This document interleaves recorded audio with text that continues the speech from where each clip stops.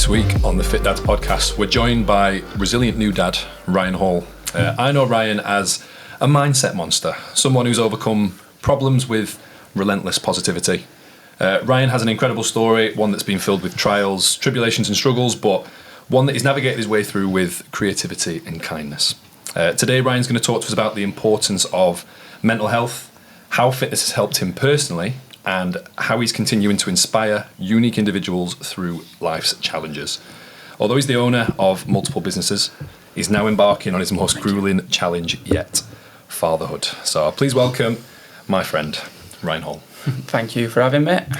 Ryan, welcome to the pod, mate. Honestly, it's great to have you on. Brad's told me a lot about you. He's bringing you up. I think we started following each other on Instagram more recently. I had a little stalk on your profile. And busy man, up to lots of different things in different pies. So I'm kind of keen to kind of see what you do on a day-to-day basis. And, some of the things that Brad's told me have been fantastic. So I want to hear more about those. Really. Absolutely. Yeah, brilliant. Sounds good. Thank you. I guess my first question was, obviously, just tell us a bit about your journey, how you ended up doing what you're doing now in your line of work. So my journey came from, I think, previous episodes you mentioned how you wanted to be a footballer. I always had that dream as well. Amazing, brilliant. So who do you support? I follow Chef Wednesday. To Brilliant. be fair, Dad's a massive Man United fan, so we can talk about that. I'm glad you didn't go down that route. Sorry, guys. Sorry. Good, glad. So from basically probably turning 18, to be fair, Right. the focus was always fitness. Yep. How you can look after yourself better, how you can try and gain that 1% all the time, just to try and be a little bit different to other players out there, because there's millions of people trying to do it, and I was trying to do it on league route. I'd never been in an academy, so and then my sport sort of came from, as you can imagine, I've done every sport under the sun. Tennis, I was an avid swimmer for Sheffield, cricket, rugby, throwing my hands at everything. So, amazing. But football was one that stuck the most. So, being involved in fitness, and then when I turned 21 was when I first got my first pro trial, and my agent at the time, David Oldsworth, he were a massive fitness, like military type, militant fitness guy. So and then from that, I think I just fell in love with the side of training, to be fair, and understanding the mindset and how you've got to be to try and be a footballer, never mind the fitness aspect of it, because people think it's just like get fit, go for a trial, but it's not. The mindset is different. Even at League One, like, I couldn't imagine what a Premier League mindset's like, but at League One it was just outstanding, just cutthroat, positivity all the time. So it was brilliant. And then went on obviously the journey through COVID and stuff, did what everybody did, put a little bit of weight on, fell that side, and then that's when I met Brad coming out of COVID. So just jumped straight into training, and then since then, as much as Brad's way of teaching, it's made me fall in love with the science of it. So now that's why we've got a fitness company set up, trying to support people at the start of the journey. So we're going for a niche to really inspire confidence, rather than help people that are probably already along the way and just need a few fine tweakings. We want to inspire confidence in people as much as possible. Amazing. Are you saying Brad's been kind of the catalyst, I guess, for you kind of starting to help out other people and get more into the coaching side of things? Yeah, absolutely. So I've coached football a lot through my time as well, the last sort of 5 years, and I just think when you're in front of people and you can inspire someone to be better, I think there's just something special about it. No matter what point of the journey is, you could work with a top elite athlete in the 1% and they do something better and it's still the same, but when you get someone that just PBs one thing straight away, it's like such a rewarding experience, no matter what type thing. And to see that look in their face when they achieve something that they wouldn't have achieved unless they'd come to you. Absolutely. And you've seen the direct impact on their life, and not just in sessions but away from sessions. It's such a rewarding feeling, and I say it's one of the best jobs in the world. And people sometimes wonder, when we tell them how many hours we work, we go, God, how do you do that? But the thing is, when you really enjoy what you do, it's not a struggle, is it? It's like, you're kind of pinching yourself sometimes. I get to call this a job. I get to help people change physically and mentally. It's great to have another coach on here. It's probably this is the first coach we've had on, isn't it, really? Someone who's kind of in the same industry as us, doing what we do, and gets it, basically, understands that kind of rewarding feeling of working with people and helping them get to their goals. It's phenomenal. Yeah, it's definitely one of the best feelings that you can have. Yeah, for sure. I think that's the biggest thing I've seen from Ryan, like the change in your mindset, just that, the way that you assess problems, the way that you deal with things as well. Like, that's just been not so much less destructive, but much more productive in a way that it's, okay, I can channel this way. I know I can turn to fitness for this aspect. And the fact that you've now seen those benefits of what me and Ryan fell in love with. like the coaching, the inspiring people, not just physically but mentally as well. Yeah, it's massive, and I think changing your own mindset helps you change other people's mindset as well. So I definitely used to be gym girl. If I didn't go to gym or I didn't work out, if I weren't doing 2 to 3 sessions a day, I'd get really down on myself, get quite self-esteem, to be fair. And when you come out of like a pro trial, I went straight into non-league from that, and you just thought, right, I've just been in Chesterfield as it was at the time, I've got to come out and hit the ground running, or I've got to keep to the same training standards, but then try and juggle a job at the same time, because when I went to Chesterfield, that was the job for 3 to 4 weeks, whereas like for that it was like, wow, this is ridiculous. And then if you weren't the best player on the pitch, you'd knock yourself, and then if you weren't training during the week, you was like, right, I've got to keep training again because expectations and stuff. So definitely flipping that mindset helps a lot. Yeah, it's I guess in high level sport as well, you constantly want to do better, you constantly want to train harder. You know that the more you train, the better that's going to have a direct impact on your performance on the pitch.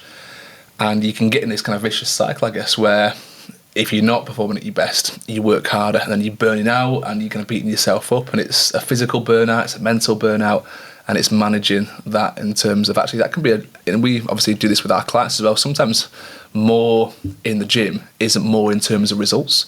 The recovery aspect and that side of things is massively important as well. Yeah, it is, and that's definitely one thing I always neglected, to be fair. Yeah. I felt like I was holding you back a little bit sometimes, because I knew you were very physically capable, but I thought he's really pushing it here. Like, we really need to scale him back a little bit, allow him to recover, because you mentioned 2 or 3 sessions a day, like from an elite level. That's what they'll be doing, but they'll still be prioritising recovery, making sure nutrition's right, and I suppose that's one thing that we identified together. We sort of said, right, this is a massive area that we can improve on together, and we certainly did that. Yeah, it is. I have some clients exactly the same. They do too much or want to go too hard too soon. And I think the big thing for me is letting them know that actually the body is adaptive, so it has to build back up to that. Was there a point in time where you went from doing these 2 or 3 sessions a week to kind of like not much at all, maybe when the kind of football dream was starting to fade slightly? Yeah, I'd probably say, to be fair, till 25 I believed I was still going to do it. Yeah. I had that belief that I could do it, and I went from Chesterfield to Bolton in one pre-season, then the year after I went to Halifax, and every time I was just finding out it was a mindset thing. I skipped a year, and then at 25 I got one more opportunity to go to Carlisle, because David Oldsworth just took the director of football job there, and he gave me a ring, said I can give you one more shot. And yeah, that's when I sort of like, as soon as that had finished, it was like I had no idea what I was going to do. None at all. Like, I'd pinned everything on it, to be fair. Like, my wife was really understanding. She let me take risks. She let me stop my job 10 weeks before trials and stuff, and train for 10 weeks where I could try and get myself to a standard that suited. So yeah, she had obviously a big wake up call. Like, she'd gone from holidays where it were sun lounge and drinking to me getting up at 7 o'clock every morning going for runs on beachfront. So yeah, she was really enjoying that. But that mindset shift between probably 25, 28 was where it hit the most. Like, I stopped working out, didn't really commit to it as much. 12 bites for breakfast, things like that, because it sort of like went after comfort rather than pushing myself. But in my mind as well, like, this was like the decrease of my mental health, to be fair, a bit. I still tried to be that person as well. Like, I was on at myself, like, oh, you've not been for a run, you've not done this. But on the other side of it, I was also like, well, what's the point now? Yeah. Do you think there was a big part of you that was beating yourself up, that last opportunity didn't go the way you wanted, or you couldn't see it out, or was there any part of you that was kind of frustrated, I guess? Yeah, a lot of frustration, to be fair. I think technically I've always had a decent ability, so I thought I could compete technically, but I think on the last trial from minute 1 I sort of knew that it wasn't going to work. The most fitness tests that I did during pre-season, other clubs I ranked in the top sort of 5 at least with the other players, so I felt really good. But the last one I probably finished between 5 to 10 instead, and little things, I didn't feel as fit, I didn't feel as hungry, and it turned pretty much into a week where I just enjoyed playing football for a week at a good standard rather than fully accepting I was going to possibly get a pro contract at the end of it. I think I just turned more that mindset of, I'm just going to enjoy the moment instead. Yeah. That's quite hard to accept, isn't it? When you know usually you're one of the fittest ones there. What was the difference between that last trial in the fitness stuff and previous ones? Was it your prep? What changed?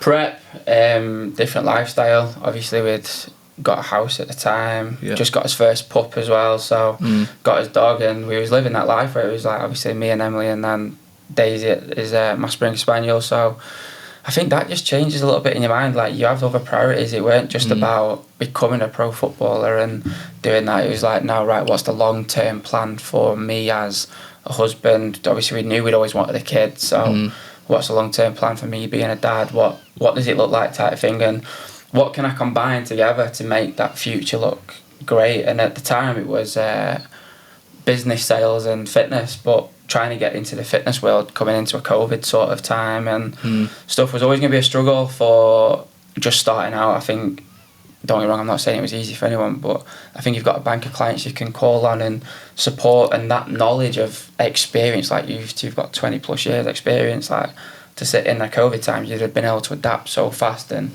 still service your clients. Whereas like if I had anyone, it's thing. I know you mentioned boot camps and stuff. Like I love leading classes. Yeah. I love that side of fitness. Yeah. I love being in a class. I love being in front of multiple people. And Yeah. so yeah, and like I say, it was just like, right, okay, now I'll work on the sales and marketing side. I'll go and learn business and do it that way, and then I'll come to fitness was my like true passion. Right. Once I feel comfortable enough that I can sell and. Yeah.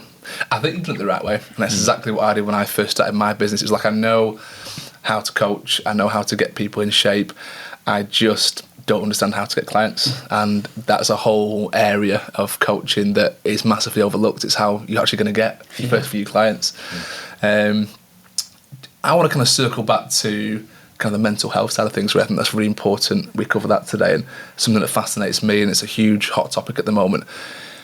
Where do you think your mental health is now compared to where it was in maybe between those ages of like 25 and 20? How old are you now, Ryan? 30. So do you feel like you're in a better place mentally than you were back then? Yeah, way better place, way more resilient than I've ever been, to be fair. So good. I think it comes from just understanding my own mind. So I never understood my peaks and troughs. Like, I didn't understand how I could peak for like 2 days and then I'd have 2 days where I'd really bottom out. And what I did is started researching minds and different stuff, and I went down the ADHD route instead, because one thing people don't talk about with ADHD is the ugly side of it, where you have days where you can't function and little things like even this morning. So like waiting to do or go and do a task, you can't do anything else before it. Really? And it's like little things like that. So like that starts to mount up. If you know you're expecting to go and do something, you can't try and get yourself going to do something else. So this morning I've had an hour at home between this morning's class and coming here, but there's no way I could have sat down and got something else done because I was focused on coming here. And the hyper focus of that is you just want to make sure everything's obviously right and going, but like the really downside of it is low days where you're completely crashing, you're napping all the time and you're trying to do this and that. So understanding that first definitely gave me a massive boost to like fully understanding and communicating those days, especially with somebody like Brad as well. When I turn up, I'm like, Brad, I have bottomed out today. Like, I don't know what you want me to do. And he'd quickly tailor a session where we'd get rid of all the high energy excursion stuff and we'd just do heavy weight. Okay. Because that to me obviously it really helped at the time, is just moving that volume of weight instead of having a ski erg or rower, for example. And I wouldn't even need to tell him I'm having a day where I high because I come skipping through building like I've been on boost and then a monster all morning. So yeah, that was good, and just training your mindset to look at things differently, and that's a huge part of it for me. Is if you're in a bad moment and you're getting stressed at little things and it amounts to a big stress. So like even coming here, like I could have got stressed that I was a couple of minutes late because I was following a tram down the other front. It's fine, it's absolutely fine. I'm going to get to where I need to be. Like, there's no need to. But to some people, they see that as a massive stress. Yeah. And to me, those little stresses are the one things that I got rid of first. Right. Don't make myself guilty. Don't beat myself up. Just deal with the moment in hand type thing. And got a couple of voice notes off instead whilst they were parked at the tram stop. So I still managed to like get sorted out. I think that's great advice. Like not getting stressed about the kind of really small stuff. And I think we've all had kind of different bouts of mental health issues and depression, and whether you will categorise it as those clinical versions or just little things in your own head that you're battling with. We all have our own coping mechanisms, and you're absolutely right. I think when things aren't great mentally, the small things seem to build up and just accumulate and seem so much worse than they are. And something as simple as just being stuck behind a tram or in traffic, just you get so pent up and you're just overthinking it. And you can see it sometimes. I'm not sure about you, but you've had maybe bouts of kind of road rage or whatever it is, and But you can sometimes sit in other people where you're in quite a good mood in the car, and someone does something and they're like giving you like fingers and making them blinded, and you're like, oh Jesus Christ, that guy is mentally unwell. But actually, yeah, you're probably fucking right. He's really mentally unwell. He's probably not in a good place, and he's probably there's something in his life that he's dealing with, and actually it's overlapping into this area of his life where he's just sweating the small stuff all the time. And the hardest thing to do, I think, is to catch yourself doing that and stop it and have that outer body experience where you say, this isn't something I need to be getting this kind of pent up about. No, I totally agree with that as well. I've always said about when you do understand yourself quite well, it's a bit like seeing The Matrix. And I think we spoke about this, like, right, how do you respond when this happens? And it became very apparent that we were like, oh, I will do anything to like either distract myself or I'll be hyper focused. Like, that's probably a word that'll pop up quite a fair bit today for Ryan in particular, because I've never seen anyone work as hard and get his head down in such a hyper focused way that was a challenge for us as well, to be like, right, when that does happen, can we remember to drink? Can we remember to eat? You know, so that understanding yourself and your own framework of your mind, really, like that is an incredible thing to do. We've definitely had a few sessions where I've turned up and you've asked me about what I've had that morning, and I've just gone, I've done loads of work, if that counts for anything. And it's 1 p.m. and it's completely empty. And I'm like, all right. Okay. But it's knowing so important at the start of a session, though, that you get to know your client and where they're at. And someone like yourself, Ryan, who can be quite high on some days and quite low on some days, as a coach, you really need to understand where they are. I've got certain clients like that as well. I've got some clients who, no matter where they are, they kind of turn up in the same frame of mind, but I'm probably more like you, I think. I have days where I know I can give 100 million% today, and I'm going to absolutely annihilate this session. And then there's other days where I'm like, I'm here, and that's the best thing about today. But yeah, I think it's knowing where you are on the day, for sure. 100%. Yeah, definitely. And I think those hyper-focused days, for me, I take good heart from them. That, like, no offence to other people, but in that work, I get probably 2 to 3 days worth of work done in a 6-hour slot. Yeah. So, like, on the other days now, that's where I used to beat myself up, because on one of my low days I'd be like, oh, I've got nothing done today. But in hindsight, I've done all my work in probably one day, so so I've started to really enjoy those days now, which has massively helped. It's knowing your own work rate, it's knowing how you operate, it's just understanding that and not beating yourself up if you have days where you're not quite as productive and doing what is within your mental means as well. But I guarantee that a lot of that real hyper focus is probably down to the sport as well. You know, when you played at quite an elite level of sport, you, for a short period of time, for 90 minutes on that pitch, you have to be zoned in, switched on, and that's probably where that comes from. You've just got that ability to, you know, really zone in.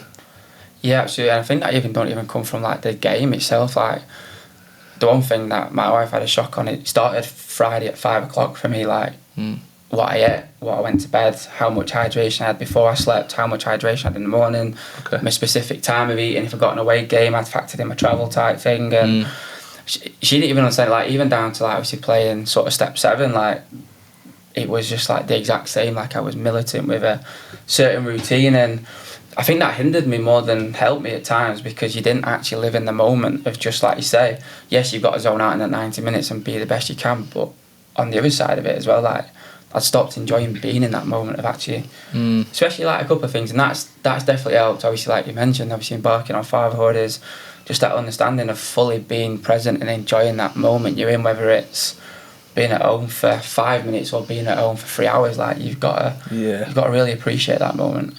Absolutely. How are you finding being a dad?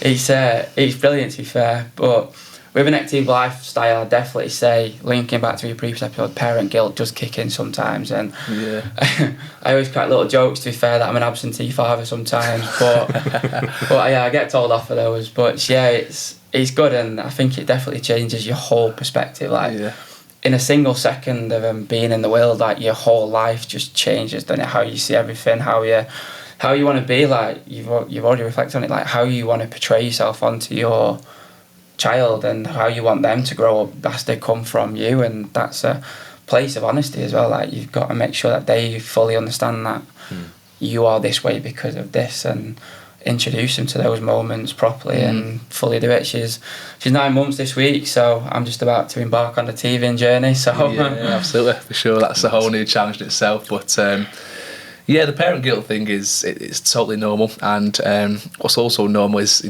getting grief from your missus for not being around enough. Trust me, that's something that'll never change. You'll never tick every single box. They'll never be happy. Trust me, but you can only do what you can do, and when you live like a busy life and you've got a lot going on and you're running businesses, it's very hard. And I heard a great quote online the other day. It was quality of time over quantity of time. That's not to neglect like the quantity of time that you have with your child, but just make sure that every moment counts. Make sure that if it's 5 minutes or 5 hours, you are there, you're present, you're with them, and you're really creating that bond. Because it's all about bond, isn't it? You want to have that bond with your child.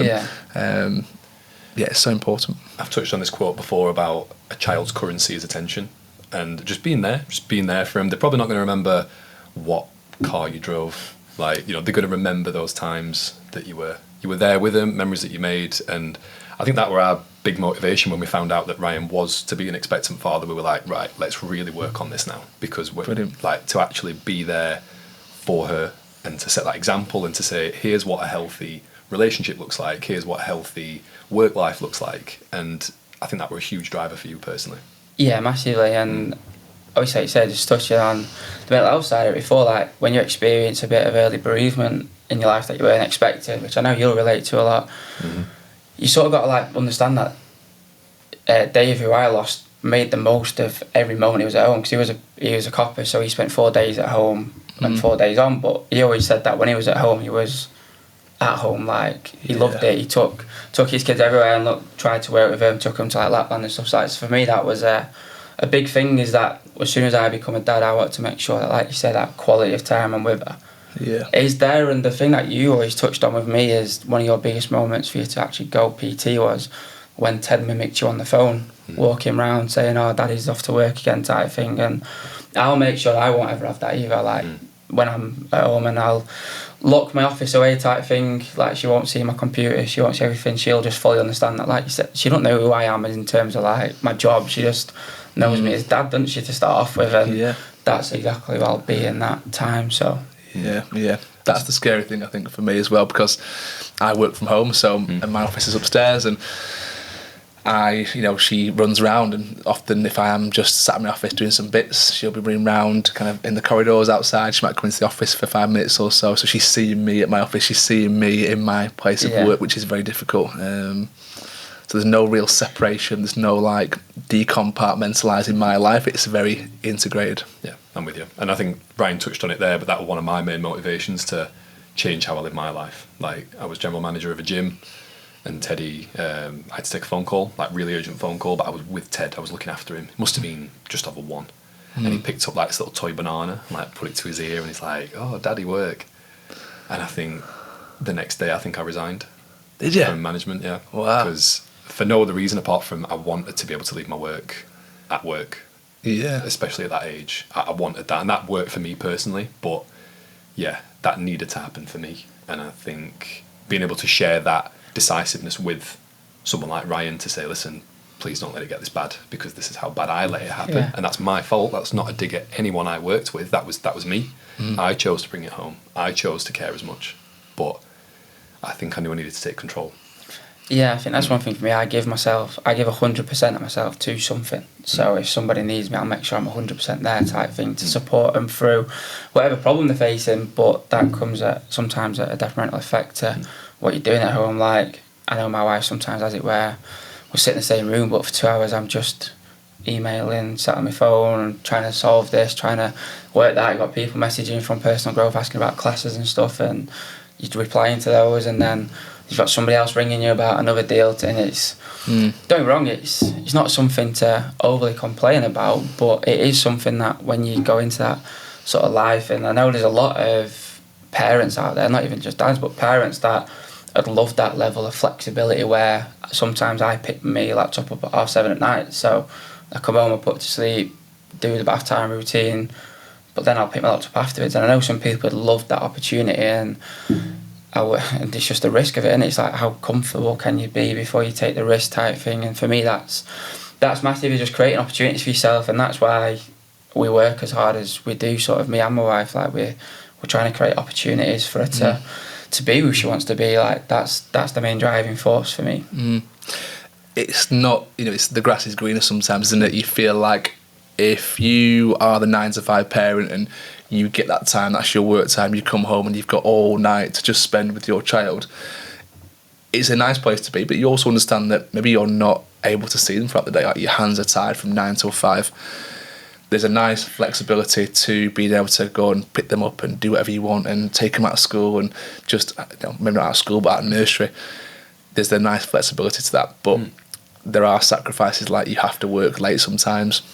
You do have to sacrifice certain things when, you do want to feel like you're pushing them further in life as well. Like you achieving more in your personal life is massively impacting them.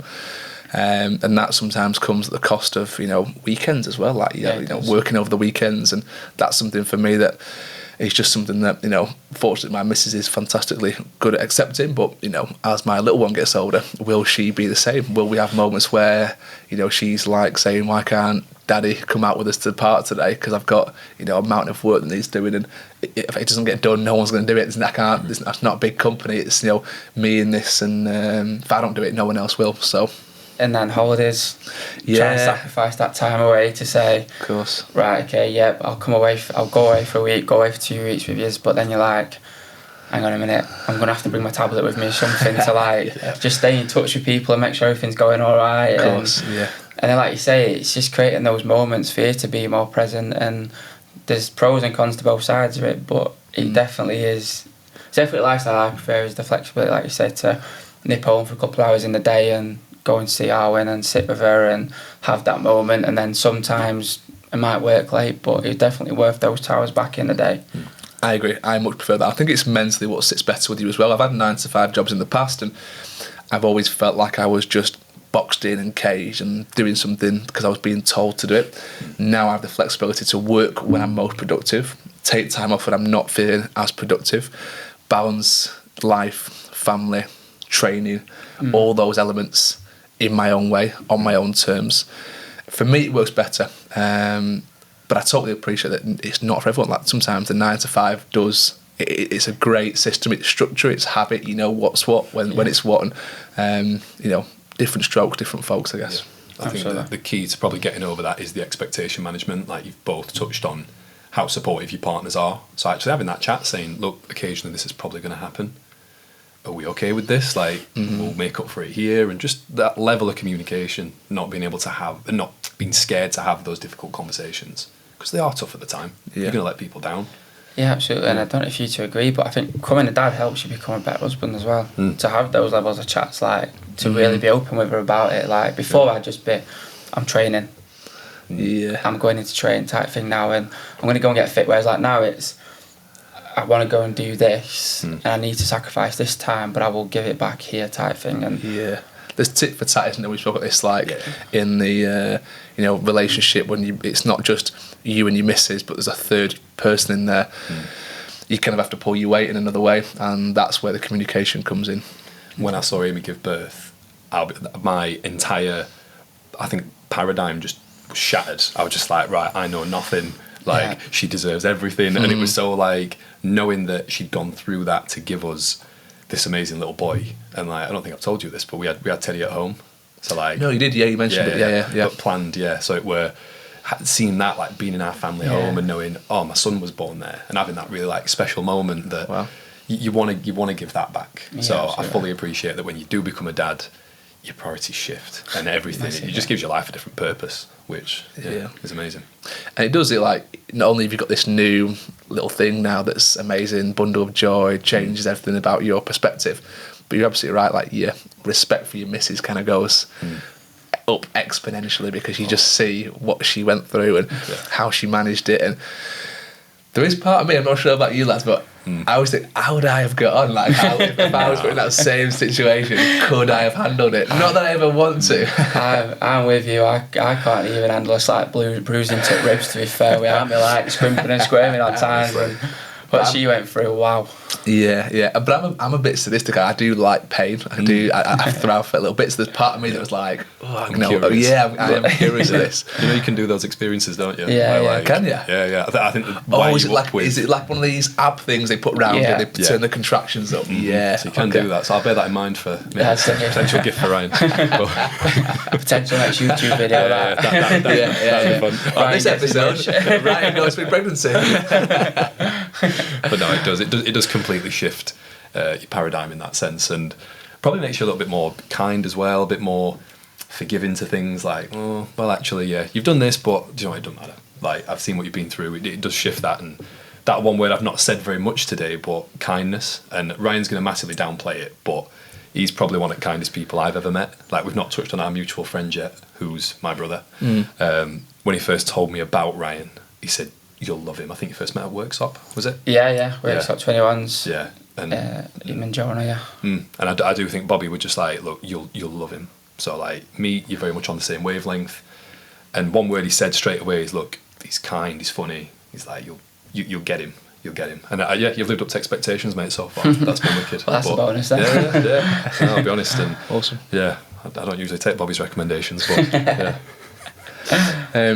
One of the questions I really wanted to ask Ryan was, where did your desire to help others in the fantastic way that you do come from? I'd probably say it comes from a strong family background, to be fair. Didn't have the worst upbringing, didn't have an exemplary one in terms of like money and motivation and stuff. So my parents always preached that kindness is the best way to sort of show people your appreciation. So that happens, they really instilled that in me, and I like to make sure that we go over and above for people constantly. I've got a cousin who is severely disabled. He's got epilepsy, brain damage, he can't function, to be fair, day to day. He's 25 now, so he's just working with him and the SEN side of what he has to go through, what my auntie and uncle have to go through with him.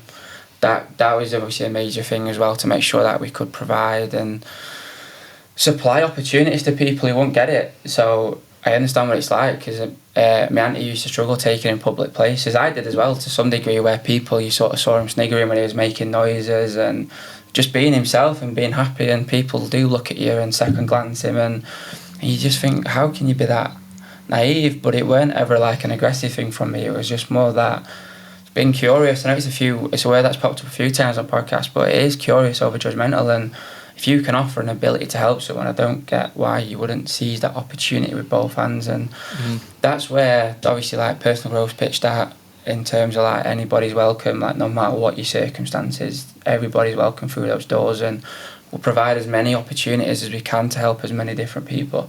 And that's, I love that phrase, personal growth, because that means so many different things to different people. You know, it can be you on an elite level trying to get better at a sport. It can be someone like your cousin who's just wanting to, move to be healthy, and everything in between. So I think the word personal growth is really nice there. You may have answered it already, but is there any one particular person who's been a particular role model for you growing up and through this process? To be fair, I listened to it, and I know you've asked this to a couple of people, but I think I've just got a few different people, to be fair, that inspire me in different ways to be my hero at a different sort of level. So Dave, who we lost on Christmas Day, he was massive for making me understand the calmness in life. Like, he really took a hold of me, and I'm sure we've all got that one sort of uncle that's not actually your uncle, that your dad was close mates with and you got along with no matter what. And one of your dad's best mates. Is that who Dave was? Yeah, he was, and we really connected, and he just got to a level where he told it me straight, but such in a calm and honest way that it always resonated with me type thing. And obviously my dad was a massive part of who I am as well. Like, he's got the same level of kindness and he wants to help as many people. He's got his own mental health struggles, so seeing him bottom out also inspired me to understand the mine a little bit better, because I don't want to bottom out throughout, and I don't want to be that. And I spoke honestly with him about it before, and I fully understand where he comes from sometimes, that when he had his breakdown it was a really tough situation for him to be in, but I don't want to replicate that either.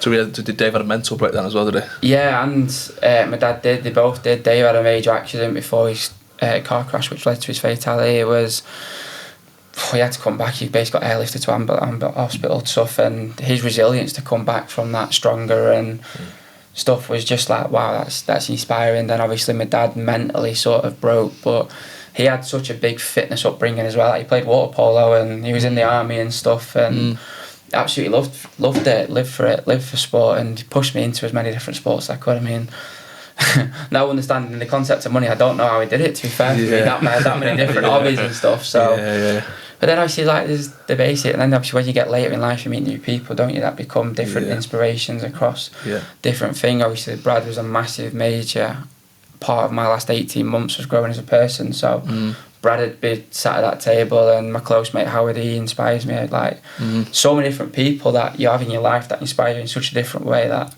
they become. And Joe, one of my other close friends, he's deaf, and the adversity he's overcome to become who he is, as well as a business owner, as an international athlete. Like, you can take so much inspiration from so many different people. I think it's hard to pick one.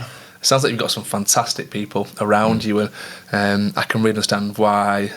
It's answered the question really well, actually. My question, why do you do what you do, and where did that desire come from?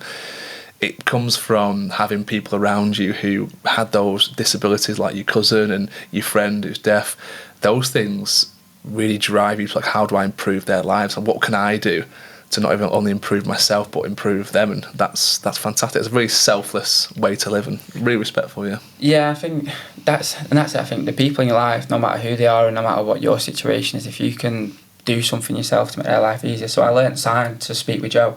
Wow. So that's the first thing I did, so I could communicate with him. Awesome. On days that is, don't get me wrong, some of the days his hearing aid went out because he didn't replace the batteries, and that's his own fault. But at least he could still communicate with you type thing. And I wanted to be an advocate that the people around him, it's not a case of Joe has to adapt to us, we should adapt to Joe to make sure that. Amazing. And it's the same as Reece, like, because like you say, I adapt to his, and if he sits in a restaurant with me, because he loves going for carveries, so if we go for a carvery together and he's making like ooh sounds and shouting bye-bye, I'll sit and shout with him.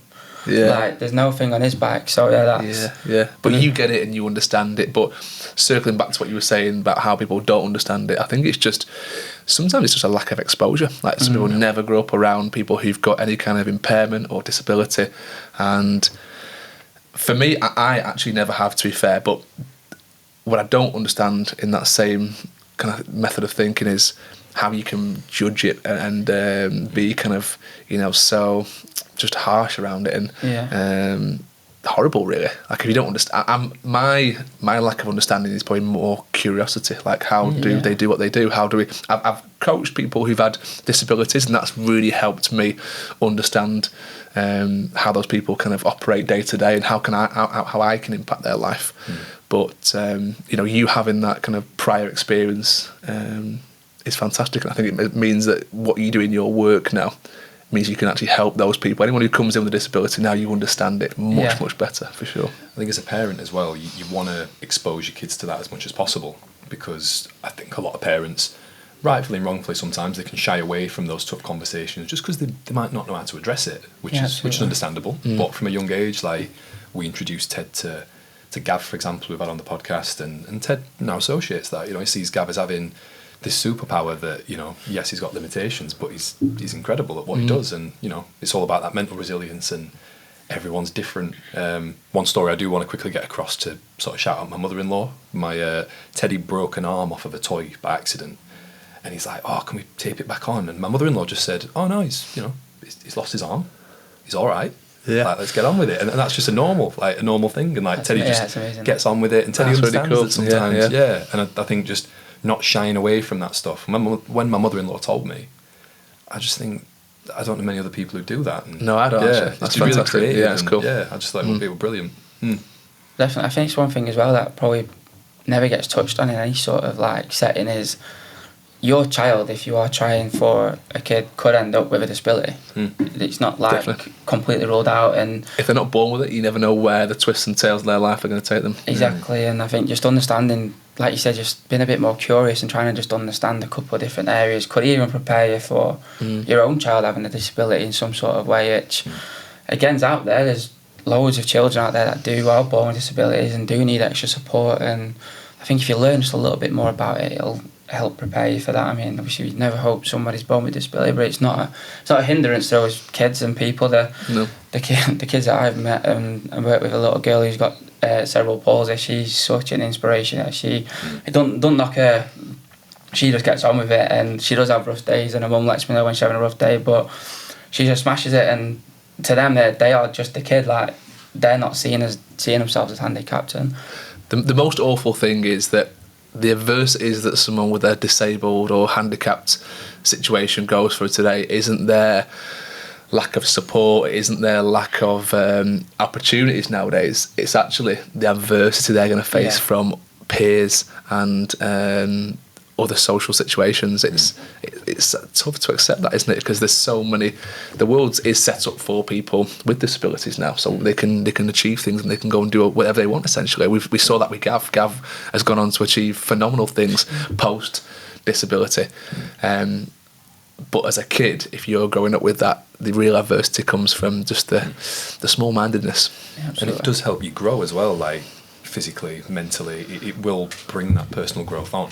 I saw a quote from Mark Manson the other day, who's a brilliant author, and he said, when people ask, what do you want from your life? Instead, a better question to ask is, what pain are you willing to go through?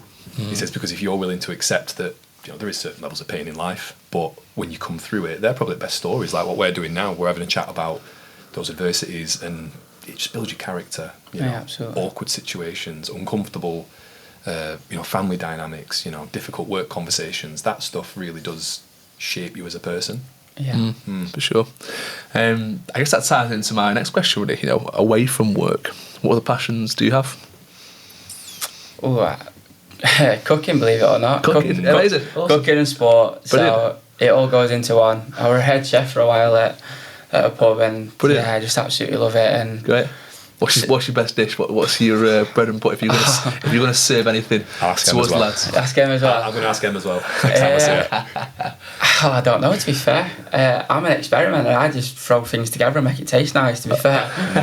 It's probably quite an easy one, but I absolutely love making spaghetti bolognese. Okay, cool. It's probably quite a simple dish, but you can elevate it quite well with the seasoning and stuff. Yeah. Getting that right. Homemade burgers, they're always high on the agenda and all. So brilliant. So yeah. I'm gonna have to pick your brains on those because they're two of my favourite dishes. And burgers. I'm a burger fiend for sure. Yeah, I love a good burger. Absolutely love them. So yeah, I'd definitely put that in me outside of work. If I'm going to switch off, it's either Arwen or cooking, to be fair. Yeah, is cooking the one thing where you do it and you're not thinking about work, you're totally into it and it's just a complete zone out? Yeah, I have such a routine. Shut the kitchen door behind me. iPad on the little stand in front. Classic. Just chopping, cooking, doing kids, everything. family, get out, this is my space, my time. Yeah, this is it now. Okay. Favourite room in the house? Kitchen? Yeah, to be fair, it definitely is. That's where I like to go and fully switch off, is in there. Where did that passion for cooking come from? Was it something you picked up from just working in the pub, or was your mum a good cook, dad a good cook? Mum, great cook, to be fair. Yeah. And then, just when I left Chesterfield, the first job I took was at the Phoenix at Ridgeway, and I just jumped in there. I was just working on bar because I had experience working on bar before, and one day they just asked me to jump in the kitchen because it was that short, and I was just like, I'll give it a go no matter what. And from that moment, like, you can't think of anything else when you're a chef on a busy night. Like, the tickets are coming through, you're trying to plate everything up nicely and make sure everything's cooked to perfection and things. Like, you cannot think of anything. When I say that, if your shift starts at 5, you can get to 10 o'clock without blinking an eye. Like, but it was just amazing. I just proper fell in love with the hustle and bustle of it, and then I took it home and started then just diving into your cookbooks and researching online and on my fitness journey as well, and actually look at what you eat and stuff and want to make it better and taste nice. You don't want to be just doing your chicken, broccoli and rice diet there. You want to... Absolutely.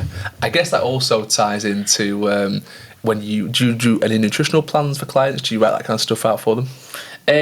So that's probably not like a strength of mine at the minute. That's definitely where I'm going from my learning journey on the outside. But in terms of telling them what to cook and how to cook it. So give me 1 second. Walter's just found one of his Walter. One of his favourite toys. He's I thought we brought Sooty out then. For the guests at home, we call this Scary Panda. That's Scary Panda. It's Walter's favourite toy, so I'm going to put it up there. Put it on there, mate. If I can put it on there. In fact, he's going to grab it. Yeah, he's going to grab that. I'm going to put it down here. There we go. Don't sit back too quick. Start Making some squeaking. noises there now. Never a dull day, is there, Walter?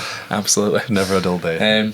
It's funny because I'm actually probably the opposite, really. I'm a little bit boring when it comes to foods. I'm quite robotic. I don't really care what it tastes like, as long as it's hitting my numbers. Yeah. But I do love a good burger. Yeah. I do try and think outside the box a little bit when it comes to food, because it can get boring sometimes. Yeah, it can. But yeah, I'm not as fussed, really. No, I absolutely love it, and I make sure everything that we cook's obviously really clean. But on the nights I can go wild, where we sort of say to ourselves we're going to have a bit of a. We try. Obviously, we don't do takeaways, but I'd cook something like chicken Alfredo, where it's just like a gallon of double cream and stuff. And Okay. yeah, and that's where we like. A few calories in there. Yeah, All the good stuff. All the good You've got to stuff. be careful what you say in front of your coach. I'm going to close my ears now.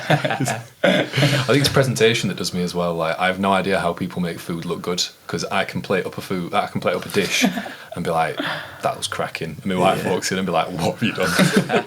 It's horrendous. I don't know why. It's funny actually, because Amy always says I am a relatively decent cook. When I sit down and go, right, I'm going to cook us a nice meal, Yeah. I can do a good job, but it just doesn't interest me. Like it's food's for function. It's not for like getting romantic. What's the right word? Romantic about, you know. I just that's my method of thinking. Yeah, I think a lot of people shy away from it, don't they? Because it's I don't know, gender stereotypes, etc. But actually, if you we're three blokes sat around a table talking about cooking, like if you go back 50 years, that probably doesn't happen. No. Right? So True, it is amazing true. to see that progressiveness and Obviously, like even like switch it up a little bit, like the instant Just Eat and Uber Eats, for example. Like, why did people learn to cook anymore? Like, you can do it at a flick of a finger. Like, just order something straight to your house, and it's. I think we've had there, this conversation before, but it's a big battle I have with clients anyway, about the kind of convenience of foods. And I've had it before where we do have sometime, maybe once every 2 weeks, we'll have we'll get some on delivery, but it'll always be a Subway. And so relatively healthy, if you want to call it healthy. And what I tend to find is, by the time I've sat down and ordered it, gone back upstairs and started some work, the doorbell's gone. I'm like, no, that's not the Uber guy, is it? So I've gone downstairs and he's there. He's with our order, and it's phenomenally fast. And how do you compete with that in terms of, you know, cooking your own meals and staying on track and saying no to the convenient stuff? Yeah, especially like these lean in 15 claims. Like, yes, it takes 15 minutes to cook the meal, but it takes 5 minutes to prep it. Yeah, absolutely. Walter's having a good. He's not Walter. settling down today, is he? Come here, you cheeky Energetic, bastard. bless Yeah, him. he is. I suppose when it comes to like the food side of things as well, for new parents or expectant parents, I suppose what advice have you got for them? Because it is a battle. You know, you're busy, or you got a crying child, you're not sleeping. Overcoming all of that, especially with the food side, is tough. Routine would be my biggest thing, which from like people laughed at us, like we have been militant with Arwen from the minute we took her home. Like 7 o'clock is her bedtime, and we'll eat at a certain time, and it stuck all the way up to her been 9 months. Like, she knows at 7 o'clock now, she rubs her eyes start going, and she's ready for bed. So like, it's really stuck, and that's helped us. And obviously having a busy lifestyle, like we've both got busy lifestyles, to be fair. Like, she'll be back at work in a month or so her lifestyle is going to get hectic. I just really promote routine, like eating at certain times and seeking advice as well. Like, don't be scared to reach out to somebody like yourselves, where you might be able to support them, even on a routine nutrition side of stuff, where you can be like, right, what times can you eat? I'd recommend eating more of this because it'll help you stay fuller for longer. And definitely a lot of stuff that I learned from you is, I mean, my wife hates it because all I ever used to bang on about were eating a certain grams of protein, but it helped me stay hungry. It didn't bring my hunger on for longer. So where on days where I might have been hungrier before, I was flying through the day, and I got to tea times and stuff, and I could have those moments where I weren't thinking, oh, I'm starving, what we're going to eat, and I'd end up snacking like before and stuff. That really got stripped out. So I'd fully recommend planning and routine, like, to any new parents out there. It's massive, and it'll definitely help in the long run. Like, I can't believe how well she's took to a routine. Like, she gets up same times pretty much every day, she goes to sleep same times every day already, and Awesome. she's already sleeping through within like 2 months. She was sleeping through for 6-7 hours some nights, and Amazing. we hit that. Don't get me wrong, I'm not saying it was all like that, but we definitely had a good run for a good couple of weeks where she'd settled down and stuff. Awesome. I think that's great advice. Fantastic. And something that we know we need to do with kids is the routine, but it's hard some days when they don't want to do things and your schedule's a little bit trickier. Is that the same with like naps and feeding times and stuff like that? Is it pretty routine with most things that you do with her? Yeah, so again, this is like where Em and even Arwen to a degree is like really understanding of my life. Like I am on a minute by minute schedule type thing, and I come home and we know it's feeding time. We have dinner together, and then Arwen has her dinner with us, and 2:00 she's ready for a nap, and that's when I get most of my work done at home and try and see her before I shoot back off to lead another class and stuff. And it's massive. It's massively helped. And routine is just a massive thing that I plead for anyone in routine outside of being parents. Like, if you plan your routine properly, it helps your discipline. Because I noticed, obviously, like motivation. There's so many like different ways out there, but to me, motivation's being disciplined. Like, yeah. I think routine's like a north star as well, isn't it, for everything that you do? And you know, we aren't robots, so we are going to fall out of routine occasionally, and you're going to have weeks where maybe things don't quite go to plan for whatever reason, whether you have had a bit of a tricky weekend, you've been travelling for whatever reason.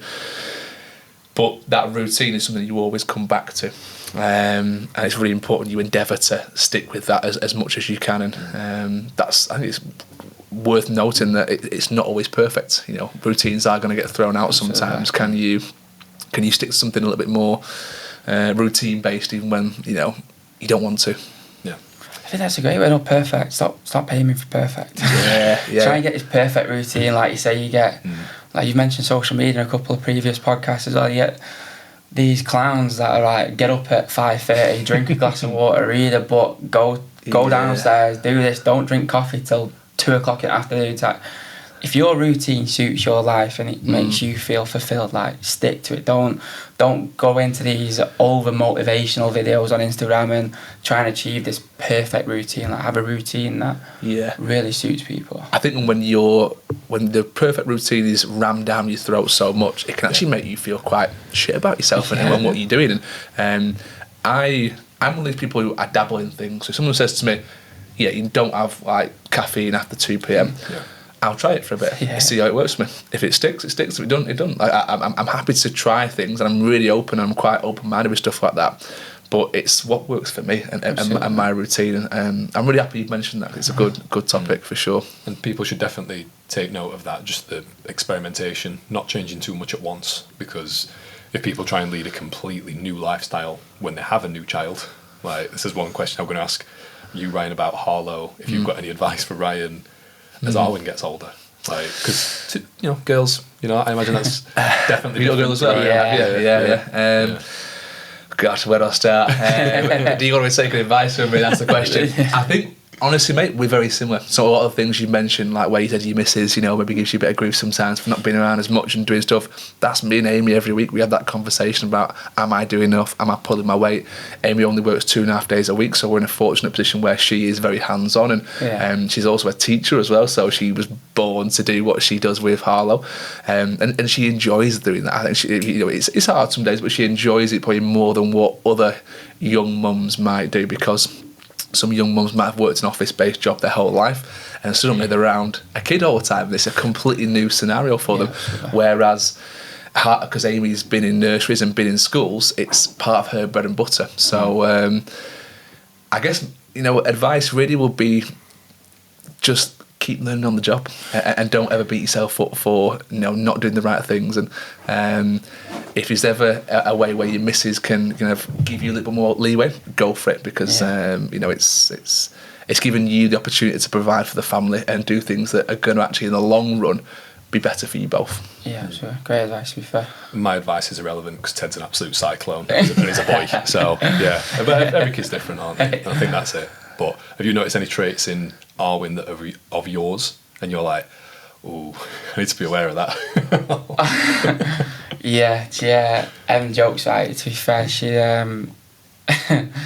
you can see her think about something and just do it rather than so like when we build the blocks up, she has no understanding or no decision where that block will fall, and she's just straight through middle of them.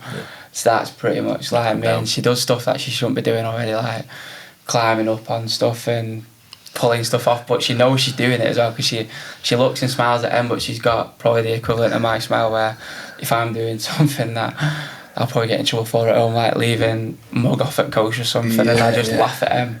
Our window's the same already, and I don't think she's quite ready for it yet. My missus on that side. It's funny how does exactly the same thing where you say no and she looks at you like that to kind of say she'll like carry on doing this, and you can see her testing the boundaries a little bit, but you know, I just hope she's more like Amy and less like me, because I was a lot more of a button pusher when I was a kid, and a lot naughtier, shall we say, rather than Amy. Amy was, I think, was a bit of a goody two shoes in that respect, but she openly admits that anyway. Yeah, Ted's definitely pushing Amy's buttons right now. He's Kids do. Boys probably more so than girls, I would say. He knows exactly what he's doing as well. Like you can see, he'll see how far he can take it, and that's part of what kids are like. They will push things to see where the boundaries are. Yeah, absolutely. So just get ready for that, because they will push. Yeah, absolutely, for sure. One thing I wanted to ask was, where did you grow up, and how did that have an effect on who you are today? So I'm originally from Wales. So I lived in Wales till I was 3, 4, and then... Whereabouts in Wales? I was born in Boldwyddan and grew up in Abergele, which is in North Wales. Cool. Just before Llandudno, Cowan Bay, for anyone that knows. I've been to Cowan Bay, yeah. Nice. Yeah, great part of the world. Yeah, really nice. Lovely. Studying some great walks around there, obviously. Yeah. Is that Wales only half an hour Is that away? where Red Wharf Bay is as well, around there? Yeah. We've been there before. And if you keep going through to Anglesey, big castles, Bangor Castle and stuff. Yeah. Which is brilliant. Always hanged on to that, like... That's always been like a core thing. Is your mum and dad Welsh or...? No, so my dad's from Manchester, born and raised in Sale. Mum's from Sheffield. Right. They met on a random holiday in France. Okay. But all my dad's side of the family are from Wales and Welsh, so right. a lot of them still live there. Some of them live obviously in Manchester still, so we're pretty much scattered about, and then we've just lived in Bayton pretty much ever since we come back at 4, and grew up there, loved primary school, went to Westfield as a secondary school, and I've always had like really good mates, to be fair. We've always had such like a close-knit group of friends. I don't speak to vast majority of them from school anymore, but I know they were all such great people, to be fair, to be around, and have all gone on to even better things. So yeah, I think I had always a decent, we always played in football teams, always had that social aspect of stuff, and yeah, like I said, obviously I played every other sport as well. That was the key part, I think, growing up, was just that my dad just instilled resilience in me without me knowing what the word were it meant at the time. Like, if I lost, I had to deal with it type thing, and my dad always asked questions about my performance and how I could have made the team better was always a good question that he asked me. It weren't like... That's good. How individually could I be better to make sure that I was the shining light on the team? It was always like, what could you have done better to make the team better? And I've always took that on, like, no matter where I am, if I'm in a little team scenario, what can I do to make the team around you better type thing? What fantastic advice that is, and I guarantee that's where you got some insight into why you are a coach, maybe because you've always had that mindset of, it's not just about me, it's about other people. Brilliant. Not a lot of dads would do that. Can't remember my dad asking that question. I really think making me wonder now. Okay, Dad, you weren't pulling your weight back there, were you? It was always like, what did I do wrong, and how could I have been better? But that's a phenomenal question. Yeah, don't get me wrong, I still had some days where I got in, I didn't even look him in the eye because I just knew. Forget the team, mate. Let's have a look at your performance. Brilliant. I think that's a great insight into who you are and who you are today. And do you ever wish that you could go back to Wales? And yeah, to be fair, I'd go back in a heartbeat. I know Em loves it as well. I've took her up there so many times. We go at least like once, twice, if we can. In the ideal world, we'd love to go sort of 4 or 5 times a year, where we actually go and spend a fair few days out there. And obviously, Arwen's name's from Welsh heritage, so we're 100%. I'd go back there and live there. As soon as I can do everything remotely, I think I'll have an house out there, to be fair. Awesome. I'm quite big on accents as well, so like as soon as I heard you talk, I'm like, hang on, there's some twangier somewhere. So I didn't pick that up actually. Maybe you're better accents than I am. I think it's the word car that does it. Car. Just drag the R out, don't I? That's it. That's what's in it. If me and my wife are arguing, and when I'm saying like, right, I'm going in the car, she hammers me for it, and I'm just.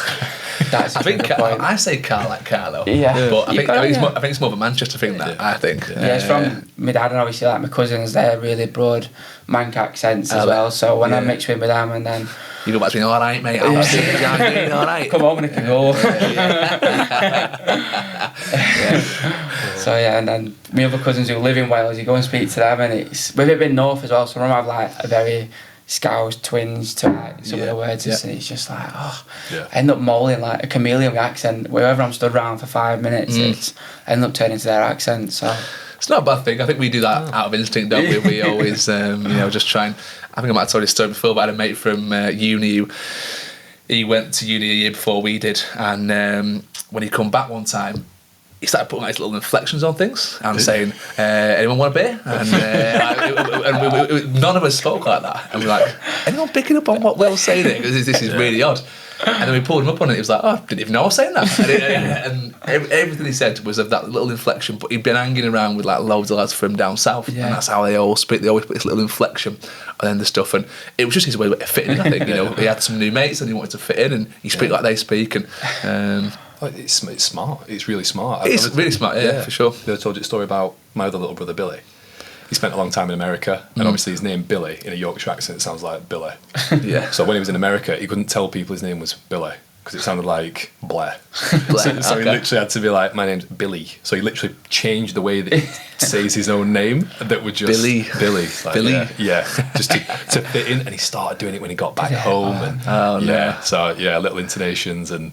Yeah, so it is really interesting how, I suppose as people, we have that like social adaptation, if that makes sense, where you want to fit in, you don't want to be one out, do you know what I mean? Like, the worst one I ever heard actually was, you just remind me, when I was younger, I did one of these things called Challenger Sports, where you do 2 months working in America, coaching football. And one of the guys who ran the company, he took one of my first days, and he was an Irish bloke, but had lived in America for like 20 years. It was the oddest accent I've ever come across. It wasn't as Irish, it wasn't American, it was some real weird in between where every word was, one was like, Irish, one was American, it was back and forth, it was the craziest accent I've ever heard in my life, but... I think when you've got 2 quite harsh accents like that coming together, definitely, it's always quite of a mismatch. Brutal, that. Which you mentioned about, maybe ending up in Wales one day. What else does future hold for you, like personally, professionally? Where do you want things to go? To be fair, this is where like probably really comes out on aspirations. I said from minute one, probably at 28, when I made the decision I'm going to start working for myself in different capacities, that I would be a millionaire by the time I'm 35. So I fully hang on to that. I've always said I'd love to own 5 to 8 businesses, one of them being a cafe and a little bistro, to be fair. Little things like that. Yeah. So I do a lot of manifest affirmation work where I do my vision boards, and I've got my 5-year plan in mind to where I want to be at, but I don't want to be like one of these people that is completely in the spotlight either. I don't want to be a business owner that's at the front of stuff. Like, I'm building personal growth to reflect other people and let them be the face of it, and it's the business side of stuff that really like excites me and gets me going, is doing stuff like that. So that's where I want to go to, that's what I want to do, and if I have multiple businesses that helps people on the way, like that's what I want them to be, is that at the root of every business that I want, there's going to be a core value of this business will positively impact somebody in some sort of way. Like Cafe and a Bistro, having a place for people to come and just be at one with themselves and have that communication, social aspect and community. Yeah, just building that. So that's my next sort of 5 years, and naturally as well, obviously helping people out there through business and through personal experience, no matter what. Just I think free advice is something that's massively underrated, and I think both your social media pages reflect that really well. Like, you offer so much advice for free that massively helps people in that on their journey of fitness that they need help with, and for me that's where I want to build to. But appreciate that. That's nice feedback. No, thank you for that. Yeah, so yeah. And I do think from a network perspective, I've always said like it is really important that getting to know people, and networking is quite a toxic term sometimes because it sounds manipulative in my eyes. But if you just genuinely connect with people, you've got a lot in common. I really like the fact of that, just getting to know people who have them similar values to yourself. Like, how important is a network for you? What would you say? Massive. Like even today, coming on this, like connecting with Ryan properly and officially, like it's just another part of your network where no doubt over time we'll spend a bit more time together, and I can reach out and you can reach out if you've got any questions, and I think your network creates your net worth as well. Like, it's massive for me. So 100%. like you said, like my little friendship group that I've got at the minute, everybody's a business owner or a director, and you can always reach out to one of those to then get support with something else, and that person supports you with this, that person supports you with that, and to me it's massive. And I think just connecting with people as well helps you mentally so much. Like, and I think the one thing that's devalued so much in this sort of modern century as well is people's opinions matter. It's so good to get people's opinions on stuff. Like, you're not going to sit around a table and agree with everything somebody says, but it's always good to know why they think that. And it's such a healthy thing to do, is discuss those moments in different things. Like, you might, like you say, you might sit with someone, let's go football, that loves 4-4-2, whereas I love 4-3-3, and you can argue with that person, but you can get those right amazing opinions and conversations out of it. That it's nice to have people change your opinion sometimes as well. You can get very rigid, and you can sometimes be in a little bit of an echo chamber, surrounding yourself with people who've got very similar views to you, to kind of, you know, to step outside that comfort zone and speak to people you wouldn't ordinarily speak to, and expand your network and have different ideas thrust upon you and make you question your own values. I think it's really important. Actually, it's one of the reasons why I'm really happy we get so many diverse guests on this show, and people from different backgrounds, because, like I said, not only are we networking, not only am I getting to meet new people, but we're having great conversations about things that, you know, we all have in common, but insights and opinions on those things that differ greatly. And you mentioned that 20 years experience that myself and Ryan have got combined. Is there anything that you would like to ask us, I suppose? Because we're all coaches in this room, and I do think having that as an option, knowing that door's always open. So maybe other coaches who are listening to this, any you know, anyone who's a new mum, new dad, business owner, you can always just reach out, because I guarantee we've either gone through something similar or we know someone who has. But I mean, are there any questions that you've got for us to turn the tables a little bit? Yeah, absolutely. I've definitely got a couple for you both. Like you said, just touching on that, like the lifestyle management point of view of taking that risk to initially do it. Like, that's the most daunting thing before you actually go to work for yourself in whatever capacity it is, whether you're an electrician working for a firm and you want to start working for yourself because you're building a good reputation up and stuff like that. I think, like, if people just start reaching out more to other people that they know have done it and ask opinions, and don't be too proud. I know that's definitely something more from a male perspective, is we are really proud people, and we don't always want to ask for that little bit of help. But I think instead of being bogged down, I think, like you say, if you reach out for help and grow your network, there's always no answers there. Me and Amy always said, if we want Ted to be brave and go and take some risks, like, what are we doing to replicate that? Yeah. It is all about that. Can you look at us and say, do you know what, Dad took a calculated risk there? Or do you know what, Mum's doing what makes her happy? And that's really important for me in particular. Yeah, I think the one thing I'd probably ask you both is, because obviously from my experience with you, you definitely helped me through it, is how do you do the personal training to a point where you don't affect somebody's life too much by either making the session too hard, putting them feeling a bit too much pressure, like with the nutrition and stuff. Like, I think that's a key aspect to, like, balance anything. That's something you definitely helped me with, and I'd direct a bit more at you to feel like, how do you do that for somebody? Like, how do you really balance their life where they're not in too much pain the next day, or they do have the right nutrition track and they are getting the results? Because, like, obviously one thing that I love about you both is, I know you've done it, but the transformation doesn't sort of matter on the body thing. You know, you mentioned the six packs and stuff. So, like, I guess every single person is different, and from moment one, minute one that you meet someone, even just in the consultation, you're assessing every aspect of their mindset and of their demeanour. I'm assessing mannerisms, like, I'm assessing everything, and you get so good at just working out who needs what in terms of advice and support.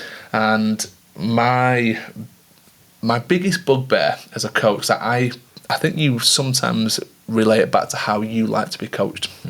And for me, I would never want to go to pay someone for a session or coaching and not feel like I'm being pushed to my limit. I would hate to leave a program and feel like I wasn't really pushed much there, and that's something that always plays through my mind. So I would rather push someone a little bit more closer to the line, and potentially tip the scale, which we have done. I'm not afraid to admit that we've had clients be sick in sessions. We've had clients who've not been able to walk for a few weeks afterwards, like, but we push it too much. But I'd rather take them to that point than not feel like they're getting the most out of the session. Now, over the years, you get really, really good at just pushing them to that moment where they're like, okay, I can see this person's really struggling now. Now we completely change things up and we mix it up a little bit so that they're not working those same muscles anymore. But the nutrition's a completely different side of things, where I think I tend to have the same approach with every single person and see how they adapt. Yeah. My general approach is, right, let's get them on all the apps that we used for tracking. Let's have them on a relatively tight schedule when it comes to their foods. We mentioned this in the kind of protein episode. Have them eating a little bit more robotically and see how they adapt to that. If they're quite good with that, we run with that for a little bit. Some people aren't. They're like you. They like more taste. They like more variety. They can't eat robotically. And if that's the case, then we flip things and we say, right, can we start adding some more variety in there but still hitting numbers? So the systems and protocols that we have when it comes to pushing them physically and with the nutrition side of things, and even the mindset, like that's something with a lot of people, you work out from one. These people, they need a lot of coaching when it comes to being more confident in themselves, having more self-esteem, having more faith that they can actually do this. And a lot of those things are things that they've burdened themselves with for years and years based on like their environment, who they're hanging around with. You know, there's this famous phrase, you are the 5 people you spend the most time with. And a lot of people that they spend time with are people who aren't as ambitious as them. They don't want to push their bodies. They don't have priorities in their own health. And we have to go in there as this shining beacon of light and say, actually, forget what those other 5 people are saying. This is what your kind of new thoughts, feelings are around this whole process of you getting in shape, and that can be a lengthier process with some people. So it's really about experience and feel, and you just get better at it as the longer you are in the industry, for sure. I think it's finding out what's important to that person as well. Like if they say on a Friday night, like I work away, I want to come in, I want to have a glass of wine with my wife, like to take that away from them, and it's going to devalue, I suppose, their life experience that much. Absolutely. For me, it's a case of finding out, right, what is important to you? Okay, let's meet in the middle. Let's meet you where you're at, and let's ultimately go for what's the lowest hanging fruit. You know, like how can we I totally agree with that. Yeah, find out what they really like and what actually is going to keep them sane on the program as well. And that might be a beer on a Friday night, Saturday night. It might be one little meal out with the family at a weekend. We've mentioned it before. I've got some clients who will come in and say, I'm going to eat chocolate every day, and there's no budging on that. I'm going, okay, we're going to work with that. That's something that is going to stick, and we might try and persuade them out of that over time. But it's challenging them as well, sort of saying like, well, why is that important to you? You know, absolutely. Is it a learned behaviour? Is it something that you feel like you're addicted to? You know, where does that come from? Is it an actual sugar addiction, or is it just that you've got in this pattern of having it so frequently that's where you are now? Because it's usually thoughts, patterns, behaviours. It's the behaviours that we're really interested in, and then we can dissect it from there and sort of think, well, why do you do what you do? Like, is that automatic? Can we reprogram that? Yeah, that's I suppose similar in that sense that me and Ryan do, but I think it's important to know that every coach has a different philosophy, different way of working, way of thinking, but it's important that right now, I suppose for you, that we look at where things overlap, and there's a lot of overlap with people who do some really good things in industry. Yeah, absolutely. Second question, bit of deeper level for you. This is probably more for coaches, to be fair, is just through football coaching and now coaching fitness classes more often and coach people. What advice would you give around imposter syndrome? Because we've all had it where we've sat back and gone, oh, was that session right? Did that go right? Did that work out right? Yeah. For example, I put on a horrible HIIT class the other week where it was mountain climbers and shoulder taps combined, like that's minging for the shoulders, and you realise after, but then you really like beat yourself up about, oh, I shouldn't have put those two together type thing. And what would you recommend to other coaches for that? I'll be honest, mate, I've been in the industry over 9 years now. I've been training myself for over 20 years, and even now I still get imposter syndrome. No, I go on someone's profile, I see guys who are more intelligent than I am online, I see guys who've got better qualifications than I have, I see guys who are in the industry talking about more high level stuff, and I go, oh, I know nothing basically. And then you basically, in a moment's notice, you devalue everything that you've learned, everything you've been through, every experience, and it's really important that you don't do that basically. And you have the ability to go, no, the way I do things is valid, and I'm accepting that, as you said, you're not going to get it right all the time. I have certain sessions where I program it and go, you know, I outline it and I underlook something. I do a session And for whatever reason, as I'm planning it out, I just miss something. I miss like how actually intense that is on the court, and then we get 3 or 4 exercises in, and they're like, my legs are fine, my arms are fine, but my core's in pieces, mate. And I go, oh yeah, of course, because those 3 are working the core, and I didn't basically see that as I was programming the session. You still make loads of mistakes. We're going to make mistakes every single day, every single week, and then as you do it more and more, you will learn to get past those. And it's also in a moment's notice being able to change the session and adapt it. And if you see that little thing isn't working, just change it straight away. Absolutely. Yeah, I feel it quite intensely with having to put other PTs through courses, because I sort of think, well, why should you listen to me? And it's important, like you said, to screen that question and think, why am I even asking myself that question? Yeah. But for me, it's a case of thinking, well, it's the actions that are going to do it. Like, look at all the things I've done, look at the people I've helped, and keeping that in the front of your mind, and knowing that, I suppose, your thoughts aren't going to change anything. Like, your actions are, and it's a case of stacking up that evidence, that taking the actions that do stack up, that you are who you say you are. And I think it's Chris Williamson who says it really well, which is, confidence is having an unsurmountable stack of evidence that you are who you say you are. Yeah, absolutely. Walk the walk and talk the talk. Mm-hmm. Absolutely. 100%.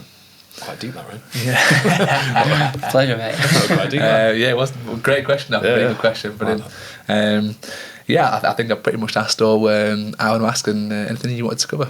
No, Ryan, I think it's been amazing having you on, mate, especially as a new parent, as a man who's as ambitious as what you are, and just as someone who's as kind as what you are. And I'm going to keep coming back to that word, but you're kind, sort of to give you time up today to come and talk to us, to talk into this microphone.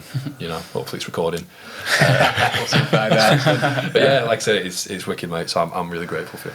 Yeah, Ryan, thank you for coming down, mate. Really nice to meet grateful. you, and you've answered our questions fantastically. I feel like I've got to know you on such more of a personal, business, family level, and I think you've really given our audience some great insights into what it takes to run a business, go through some issues, and actually perform also at a bit of a high level when it comes to sport and managing that around the family unit. So amazing. No, thank you. Grateful for being here. Appreciate you both. Brilliant. Thank you for watching, listening. We're back again next week, right? Thanks for joining us. Cheers, guys. See you soon.